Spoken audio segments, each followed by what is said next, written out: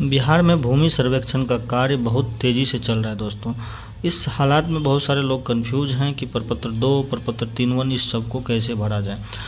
तो चलिए आज हम आपको बताते हैं कि प्रपत्र 3(1) को भरने का सही तरीका क्या है। प्रपत्र 3(1) जो हमारा वंशावली का प्रपत्र होता है उसको किस तरह से भरा जाता है।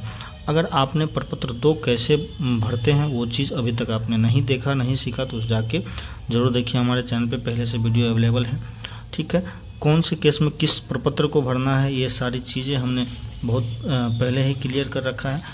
तो आज हम बात करेंगे कि प्रपत्र 3(1) जो हमारा होता है उसको किस तरह से भरा जाए। देखिए, जैसे कि आपको पहले से पता है कि प्रपत्र 3(1) जो है वंशावली का प्रपत्र है, ठीक है दोस्तों। अब देखिए, इसको भरने के लिए आपको कुछ भी नहीं करना है। आपने वंशावली पहले ही बना रखा है स्वप्रमाणित सादा पेपर पे। इसको क्या करना है, जैसे कि देखिए अंचल है। अब अंचल जो भी आपका ब्लॉक है, ब्लॉक का जो नेम है ये आपको यहाँ पे लिख देना है। जिला यहाँ पे लिख देना है, जिला जो भी आपका है वो दोनों लिख देना है। इसमें तो कोई कन्फ्यूजन नहीं है। उसके बाद देखिए, अब यहाँ पे क्या है, उपरोक्त विषय के संबंध में सूचित करते हुए कहना है कि मैं या हम लोग। अब जैसे अगर मान लीजिए आपके का खतियानी ज़मीन है और आप अभी 3 भाई हैं और तीनों भाई संयुक्त खाता खुलवाना चाह रहे हैं, या 5 भाई भी हो सकते हैं, जितना भी हैं आप लोग, अगर संयुक्त खुलवाना चाह रहे हैं तो प्रपत्र 2 भी आपने एक साथ भरा होगा, एक ही फॉर्म पे सबका नाम लिखा होगा। तो आप यहाँ भी सबका नाम बारी बारी से लिखेंगे और अपने पिता का नाम लिखेंगे। लेकिन अगर आप अलग अलग खाता खुलवाना चाहते हैं, पहले तो ये समझिए कि वंशावली का प्रपत्र खतियानी ज़मीन है तभी आपको देना होगा, या नहीं तो पूर्वज के नाम से केवल है तभी ये फॉर्म को भरना है, ठीक है। अगर आप अकेले मतलब कि अलग अलग खाता खुलवाना चाहते हैं खतियानी ज़मीन के लिए, तो आप अपना नाम लिखिए। मान लीजिए आपका नाम सुरेश है, ठीक है, आप यहाँ पे सुरेश कुमार डाल दिए, ठीक है। अब आपके पिता का नाम महेश है, आपने यहाँ पे महेश यादव कुछ भी आप जो भी नाम रहेगा डाल दिए, ठीक है। तो ये इतना से आपका हो गया। अगर आप संयुक्त खुलवाना चाहते हैं, मान लीजिए आपका 2 भाई और है और संयुक्त खुलवाना चाहते हैं, तो दूसरे भाई का यहाँ पे नाम दीजिए, तीसरे भाई का दीजिए, पापा में यही हो जाएंगे। लेकिन अगर आप अलग अलग खुलवाना चाहते हैं तो आप अपना नाम खुद लिखिए, हो गया। दूसरा भाई जो भरेंगे वो अपना नाम लिखेंगे, तीसरा भाई भरेंगे तो वो भी अलग फॉर्म भर के देंगे, ठीक है। तो ये आप अकेले के लिए। उसके बाद देखिए, उसके बाद आप निवासी कहाँ के हैं, यानी कि मौजा आपका कौन सा है, यहाँ पे मौजा भर दीजिए। यहाँ पे ग्राम भरिए, पुलिस थाना भरना है, अंचल भरना है, जिला भरना है, और आप किस जाति से हैं। तो ये सारा चीज़ हमको समझाने की ज़रूरत नहीं है, आप लोग खुद समझदार हैं, भर सकते हैं, ठीक है। उसके बाद है ने भूमि, जिसका विवरण आवेदन के साथ संलग्न प्रपत्र 2 में अंकित है। मतलब क्या कि ये भूमि जो है, ये वंशावली का प्रपत्र जो है, आप उसी केस में भर रहे हैं जब आपका खतियानी ज़मीन है या पूर्वज के नाम से केवाला है। तो वो जो केवाला है पूर्वज के नाम से या खतियान जो है पूर्वज के नाम से, वो किसके नाम से, ये यहाँ पे पूछ रहा है। स्वर्गीय आवेदन के साथ संलग्न प्रपत्र 2 में अंकित है। तो स्वर्गीय मतलब ये पूछ रहा है कि खतियानी रैयत कौन है। अगर वो आपके दादा हैं तो यहाँ पे स्वर्गीय लिखा हुआ है, यहाँ पे आपका दादा का नाम हो जाएगा। अगर वो आपके परदादा हैं तो परदादा का नाम यहाँ पे लिख दीजिए। या हो सकते हैं वो आपके पिताजी भी हों, अब पिताजी नहीं जीवित हैं, उनके नाम से खतियान है या केवाला है, तो यहाँ पे उसका नाम आपको दर्ज करना है, ठीक है, स्वर्गीय के आप पास। अब उनके पिता का नाम क्या है, मान लीजिए कि जो भी आपका खतियानी रैयत था या केवालगी रैयत था, उनके पिता का नाम क्या है, उनके पिता का नाम यहाँ पे अंकित कर देना है, ठीक है। उसके बाद उन ग्राम क्या है, उनका राजस्व ग्राम क्या है, अंचल क्या है, वो सारा चीज़। अब यहाँ पे जमाबंदी संख्या जो कि आपको रसीद पर होता है, रसीद का जमाबंदी संख्या यहाँ पे लिख दीजिए, ठीक है। उसके बाद यहाँ पे प्रविष्ट थे कि खतियान है या केवाला है, वो भी यहाँ पे लिख देना है। उसके बाद खाता संख्या क्या है, मान लीजिए खाता संख्या 42 है, खेसरा 520 है, वो लिख दिए। रकबा कितना है, 10 डिसमिल है, वो लिख दिए, ठीक है। उसके बाद लगान कितना लग रहा है, तो वो चीज़ अगर आपको पता है तो वो भी आप यहाँ पे डाल सकते हैं, ठीक है। तो यही सारा चीज़ आपको प्रपत्र 3(1) में भर देना है। साथ ही यहाँ पे याचिकाकर्ता मतलब आपके नाम से खाता खुलेगा। आप अगर मान लीजिए सुरेश हैं तो यहाँ पे सुरेश का सिग्नेचर हो जाएगा, ठीक है। तो ये हो गया प्रपत्र 3(1). इसके साथ एक छोटा सा फॉर्म ये भी है। तो अब देखिए इसको भरना कैसे है। तो वंशावली के आधार पर प्रत्येक उत्तराधिकारी का दखल शेड्यूल जो आप बनाए होइएगा, तो शेड्यूल में आपने तो लिख दिया अलग अलग, अब उसी शेड्यूल को यहाँ पे इस पर चढ़ाना है। सेम टू सेम शेड्यूल को आप यहाँ पे चढ़ा दीजिए, यानी तो प्रपत्र 2 जैसे आपने भरा, जो भी ज़मीन पे आपने दावा किया, तो सेम चीज़ आपको यहाँ पे कर देना है।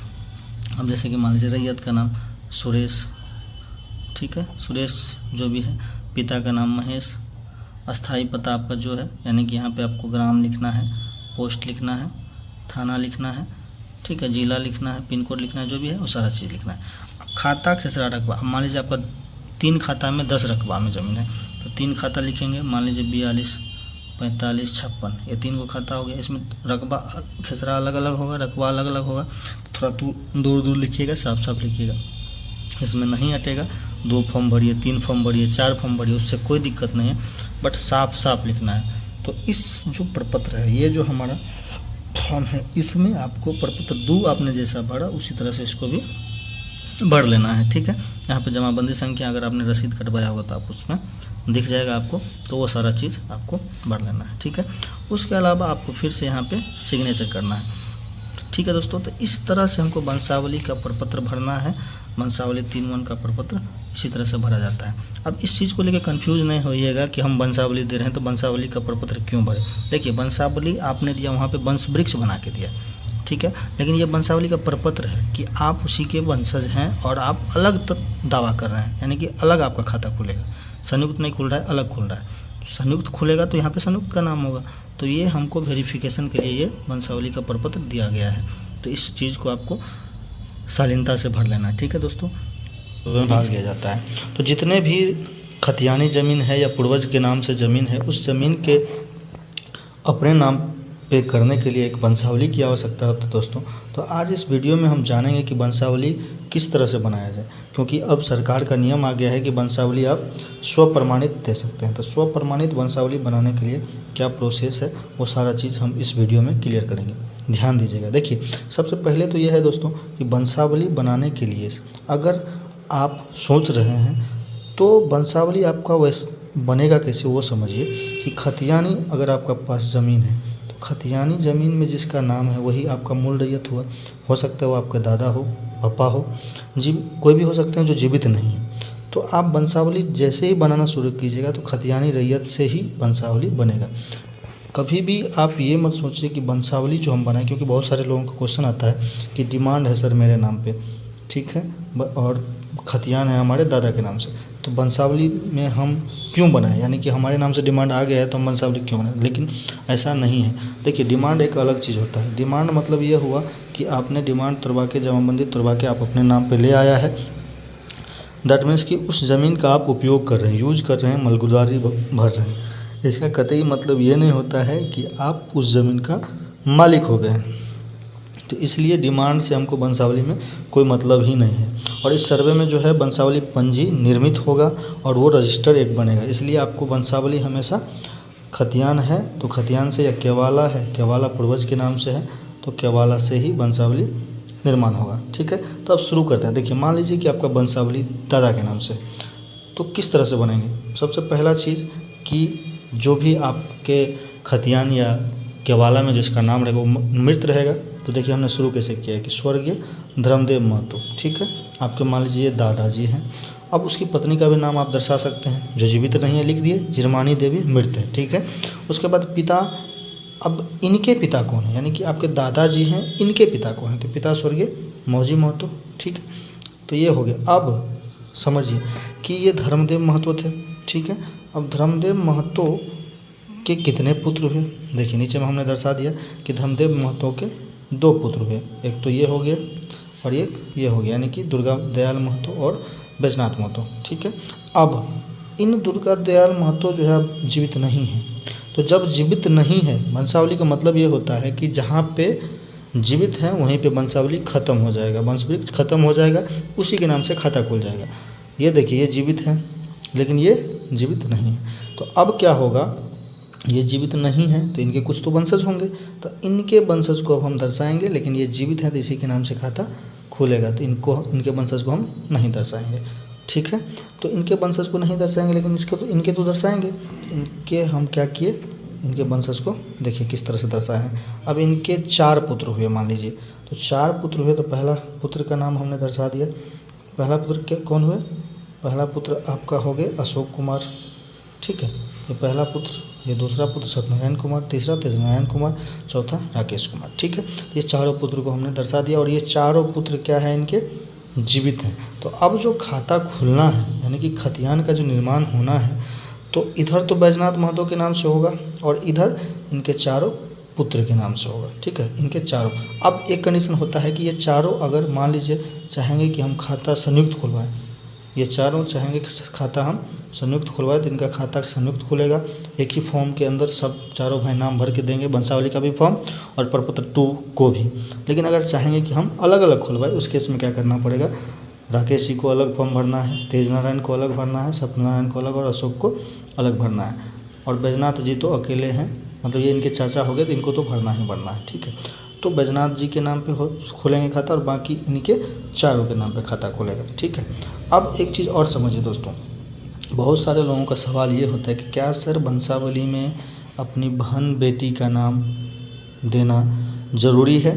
तो यहाँ पे एक ही चीज़ बोलेंगे दोस्तों कि ज़रूरी तो है, क्योंकि सरकार का नियम है, आप वंशावली में बहन बेटी का नाम दर्ज कर सकते हैं।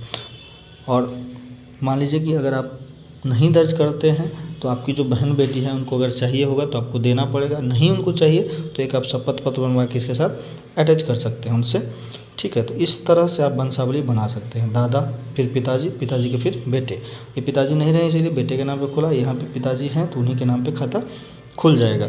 अब मान लीजिए तो 3 पुस्त हुआ, हो सकता है किसी के 4 पुस्त हो, 5 पुस्त बीत गए हो, तो आपको इसी तरह से वंशावली का निर्माण करना है ताकि वंशावली वृक्ष जो बना या वंशावली पंजी जो हम निर्माण करेंगे उसमें हमको कोई तकलीफ ना हो, समस्या ना हो, सरकार के सामने वो रजिस्टर मेंटेन होता है। ठीक है, इतना करने के बाद ये आपको खुद से करना है दोस्तों, किसी के पास जाना नहीं है। पहले क्या था कि वंशावली निर्माण करने के लिए आपको सरपंच साहब के पास जाना होता था साइन लेने के लिए, लेकिन ऐसा कुछ अब समस्या नहीं है। अब क्या करना है, आपको ऐसे खुद से बना लेना है और नीचे में लिख देना है कि मैं शपथ पूर्वक बयान करता हूँ कि मेरे द्वारा जो ये वंशावली निर्मित हुआ है ये सत्य है। अगर असत्य पाया जाता है तो इसका जिम्मेदार मैं खुद होऊंगा। ये सारा चीज़ें आपको यहाँ पे लिख देना है। ठीक है, और इसके नीचे आप जो भी है, देखिए सत्यनारायण जी बना के दिए हैं तो सत्यनारायण जी जो भी देंगे उसका साइन यहाँ पे अनिवार्य रहेगा। ठीक है, तो इस तरह से आपको वंशावली का निर्माण कर लेना है। तो आशा करता हूँ वंशावली बनाने का जो प्रोसेस है, जिससे आपको समस्या आ रहा था कि किससे बनाए, कहाँ बनाए, कैसे बनाए, तो वो सारा चीज़ क्लियर हो गया। किसी से साइन नहीं करवाना है, खुद से साइन करना है, स्वप्रमाणित कर दीजिए और आप जमा कीजिए। ठीक है, तो अब अगला वीडियो में हम बताएंगे कि शेड्यूल क्या होता है, शेड्यूल किस तरह से बनाया जाना चाहिए दोस्तों। तो उस पर हम आगे एक वीडियो लाएँगे। आप चैनल पर नए हैं तो हमारे चैनल को सब्सक्राइब करके जाइएगा। फेसबुक पेज पे देख रहे हैं तो फेसबुक पेज को फॉलो कर लीजिएगा। तब तक मिलते हैं अगले वीडियो में, तब तक के लिए बहुत बहुत धन्यवाद। तो परदाता का कितने संतान है, संतान मतलब बेटा और बेटी दोनों होता है। ठीक है, तो कितने संतान है तो उनका नाम लिखना है, फिर उनके कितने संतान है उनका नाम लिखना है, फिर उनके कितने संतान है उनका नाम लिखना है, चाहे वो लड़का हो चाहे लड़की हो सभी का नाम लिखना है। ठीक है, अब वो एक वृक्ष की तरह हो जाएगा। जैसे कि देखते होंगे कि एक पेड़ बड़ा सा, उसमें छोटी सी डाली निकली है, फिर उसमें से और कई सारी डालियां निकली है, फिर उसमें से भी डाली निकलती है। बिल्कुल ये वंशावली वैसे ही है कि दादा, फिर उनका जितना संतान है, फिर उनका जितना संतान है, फिर उनका जितना संतान है, सबका लिखना है। एटलीस्ट वहां तक लिखना है जिनके नाम तक आपको खाता खुलवाना है। अगर आप चाह रहे